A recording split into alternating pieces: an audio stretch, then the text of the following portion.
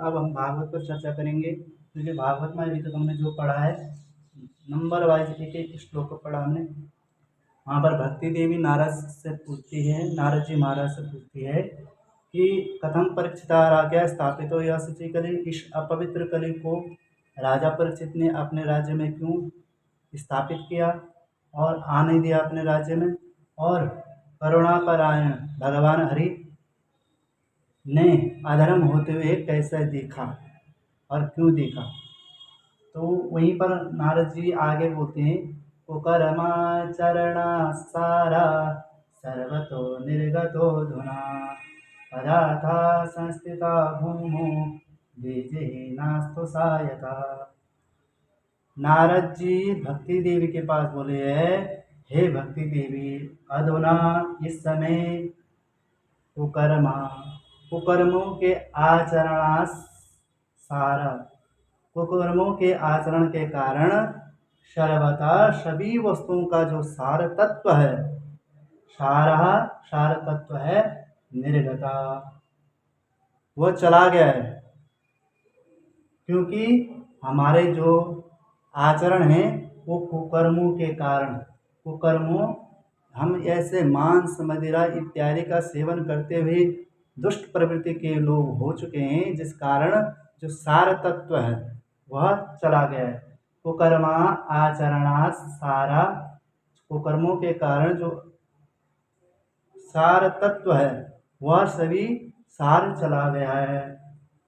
और बोले पदार्था संस्थिता भूमो बीजहीनास्तु सायका, पदार्था सभी वस्तु भूमि पर स्थित हैं, सभी वस्तु भूमि पर स्थित हैं, और बीजहीनास्तु सायका, बीज रहित भूसे की तरह, बीज रहित जिस प्रकार जो भूसा है उससे दाना निकालना असंभव है, जो जैसे भूसा है जिसको हम गाय भैंस को देते हैं, ऐसे भूसे में से तुम दाना कभी निकाल सकते हो? नहीं निकाल सकते, क्योंकि वो भूसा है। उसी प्रकार पदार्थ तो हैं भूमि में स्थित तो हैं, और उससे हम वह सार तत्व नहीं निकाल सकते हैं। पदार्थ सत्ता भूमो, पदार्थ तो हैं भूमि में, पर हम उससे जो सार तत्व है वह निकाल सकते हैं, क्योंकि कुकर्मों के आचरणों के कारण वह सार निर्गता चला गया है। और आगे नारद जी बोलते हैं, बोले विप्रेर्भागवती वार्ता गेहे गेहे जने जने कारिता कर्णलोभेन कथा सारस्ततो गता।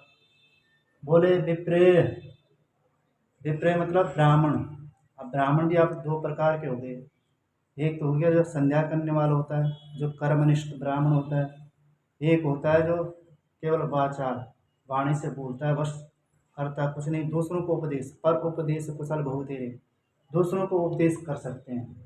पर एक होता है जो हमारे हमने बहुतों के साथ पाठ करने गए, हमने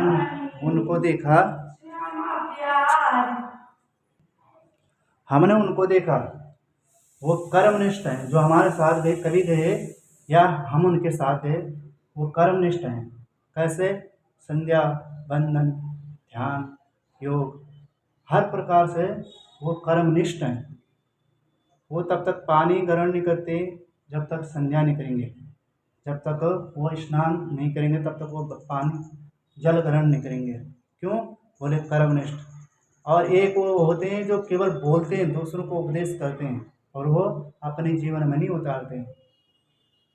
तो वही है, विप्रे भागवती वार्ता गेहे गेहे जने जने कारिता कर्णलोभेना कथा सारस्ततो गता। अब बोले ब्राह्मण लोग वार्ता, भागवती वार्ता, विप्रे ब्राह्मण लोग भागवती वार्ता, भागवत कथा करने के लिए गेहे गे, घर घर में जन जन में जाएंगे, और क्या करेंगे?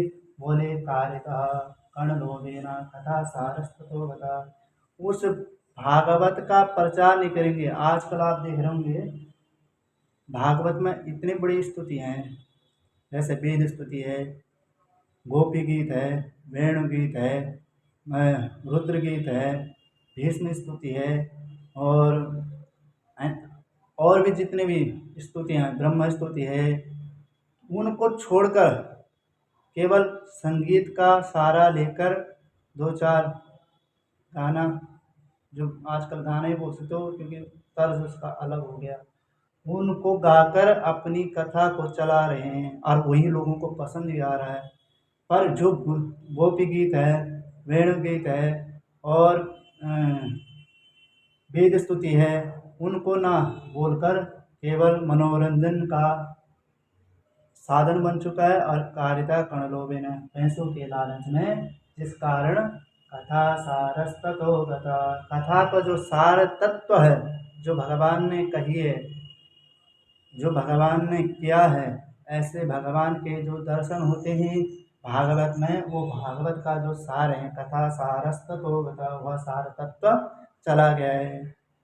और नारद जी भक्ति देवी से कहते हैं, अत्युग्र भूर करमाणो नास्तिकारो रवचना तेपि तिष्ठन्ति तीर्थेषु तीर्थसारस्ततो गता। अति उग्र मतलब कठोर कर्म करने वाला, अति उग्र भूरि कर्माणो अधिक कर्मों करने वाला व्यक्ति, जो कठोर कर्म करने वाला व्यक्ति है वह नास्तिक। अब नास्तिक किसे कहते हैं? नास्तिक उसको नहीं कहते जो भगवान की निंदा करे, नास्तिक उसको कहते हैं जो वेद की निंदा करे। नास्तिको वेद निंदका, जो वेद की निंदा करे, वही जो वेद में कहा हुआ है उसकी जो निंदा करे वह नास्तिक है। तो बोले नास्तिका रौरवाजना, रौरव नरक में रहने वाला व्यक्ति, जिसको रौरव नरक में रहना चाहिए, वो कहाँ रहने लग गया? तेपि वह भी तीर्थेषु तिष्ठन्ति, तीर्थों में रहने लग गया। अति उग्र कर्म करने वाला, अधिक कर्म करने वाला व्यक्ति जो नास्तिक है, रौरवाजना, जो रौरव नरक में रहना चाहिए, ऐसा व्यक्ति भी तेपि वह भी तीर्थेषु तिष्ठन्ति, तीर्थों में रहने लग गया। और जिस कारण तीर्थ सारस्ततो गता, तीर्थ का सार ही चला गया, तीर्थ सारस्ततो गता, तीर्थ का सार ही चला गया है। और तप कौन कर रहा है? बोले काम क्रोध महालोभा तृष्णा व्याकुल चेतसा तेपि तिष्ठन्ति तपसे तपा सारस्ततो गता। चेतसा, चेतसा मतलब जिसके चित्त में, जिस व्यक्ति के चित्त में काम है, क्रोध है, महालोभ, जो लोभ से व्याकुल है, मुझे कितना धन अर्जित हो, काम से पीड़ित हो, क्रोध करता हो, महालोभ हो जिसके अंदर, और तृष्णा से जो व्याकुल है, तृष्णा से जो व्याकुल है जिसका चित्त, ऐसे व्यक्ति भी तप का ढोंग करने लग गया कि मैं ही तपस्या करने वाला व्यक्ति हूँ। बोले ते भी वह भी तपस्वी तिष्ठन्ति, तप करने लग गया, जिस कारण तपा सारस्ततो गता, जो यानी काम, ऐसा व्यक्ति भी तप करने लग गया। ते भी वह भी तपस्वी तिष्ठन्ति, तप करने लग गया, जिस कारण तपा सारस्ततो गता, तप का सार तत्व चला गया। क्योंकि आजकल दो माला की, उसके बाद लोगों को सुनाने लग गई, मैंने ऐसा किया, या 2 घंटे जप किया और अपना ढोंग या जो पाखंड है वो करना प्रारंभ कर दिया। तो ऐसा व्यक्ति भी तप करने के कारण तपा सारस्ततो गता, तप का सार ही चला गया। और आगे नारद चला गया, मनसश्चाजया लोभात् दम्भात् पाखंड संशयात् शास्त्रानभ्यसनात् चैव ध्यान योग फलं गतम्। नारद जी भक्ति देवी से कहती है, हे भक्ति देवी, मनसश्चाजया लोभात्, मन और इन 5 इंद्रियों पर जो विजय न पाने के कारण अजयात, अजया मतलब विजय न पाने के कारण लोभ और दंभ और पाखंड का आश्रय लेने के कारण, और शास्त्र का जिसको अभ्यास नहीं है, शास्त्र को जिसको अभ्यास नहीं है, ऐसा शास्त्रानभ्यसनात् चैव, जिसको अनभ्यास है ऐसा व्यक्ति भी शास्त्रों का मर्यादाओं का उल्लंघन करते हुए मनमाही तरह से अपना काम चला रहा है। पाखंड और दंभ और लोभ के संश्रयात मतलब आश्रय लेने के कारण वो शास्त्रों का अभ्यास तो उसको है नहीं कि नियम क्या कहते हैं, भगवान ने नियम कैसे बना रखे वह भी इन चीज़ों का फल लेते हुए ध्यान योग फलम गतम, ध्यान और योग का जो फल है वह भी चला गया।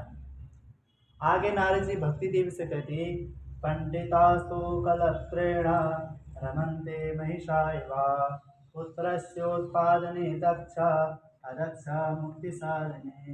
ये दक्षा है, दक्षा